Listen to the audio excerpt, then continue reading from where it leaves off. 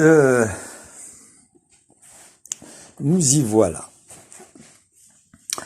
Aujourd'hui, en prélude, je vous ai concocté quelque chose. Il n'est pas donné à tout le monde de vivre des situations au présent en nous faisant remonter le temps aussi loin que nous le permet notre mémoire. Seuls ceux qui ont vécu des moments de douleur ou de bonheur peuvent être les éléments déclencheurs de ces souvenirs qui souvent ne sont pas toujours agréables à vivre. Ainsi donc, c'est à nous et à nous seuls qu'il appartient de rendre un hommage aussi respectueux que louable à ce qu'est la nostalgie. Et comme dirait le penseur, quand la nostalgie nous mord le cœur, c'est que les souvenirs sont chargés d'espoir. Pour cela, j'ai une hymne à mon village, par nostalgie à mon village. Salut mon beau village. Salut mon beau village et bonjour ma vallée. Parmi les vieux taudis et les ruelles sombres, on pouvait bien voir et sentir les ombres de celles qui furent et de ceux qui étaient.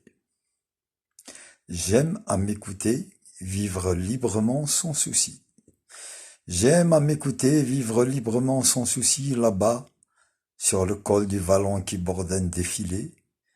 La nature par la main, je m'en vais gambader, tel un heureux chevreau, avec ma nostalgie. Bercé par le silence des splendeurs éteintes, l'immobile paysage m'est offert sans voix.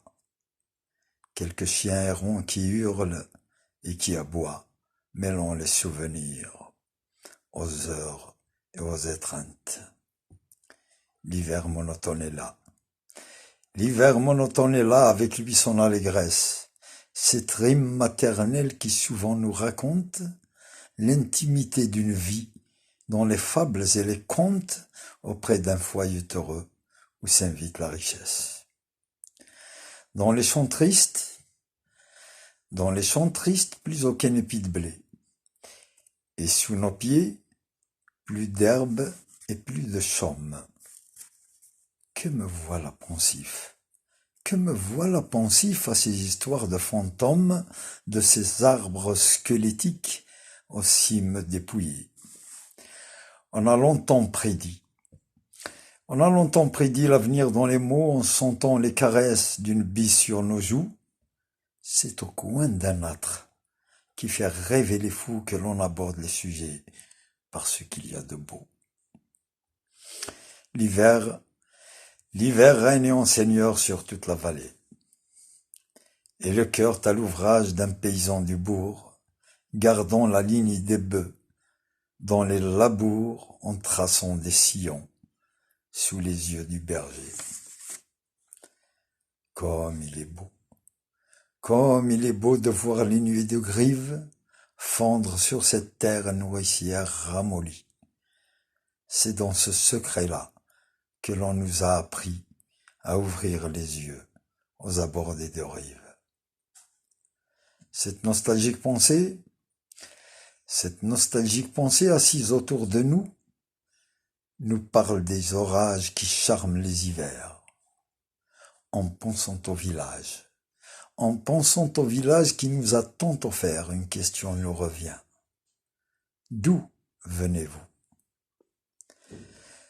Sur ces hauteurs de la vie montagnarde et divine, on a le goût du paysage sans mesurer sa taille.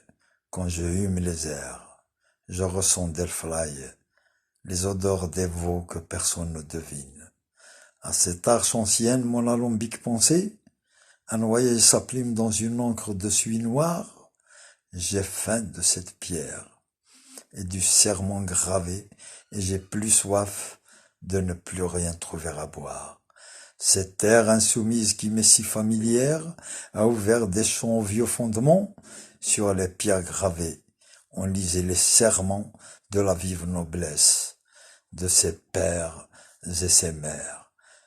Tous ces souvenirs remontent de si loin. Il faudrait des pages entières à remplir. L'accueil en berceau, qui les voit revenir, à enfanter la chair par le lait de son sein. L'accueil en berceau, qui les voit revenir, à enfanter la chair par le lait de son sein.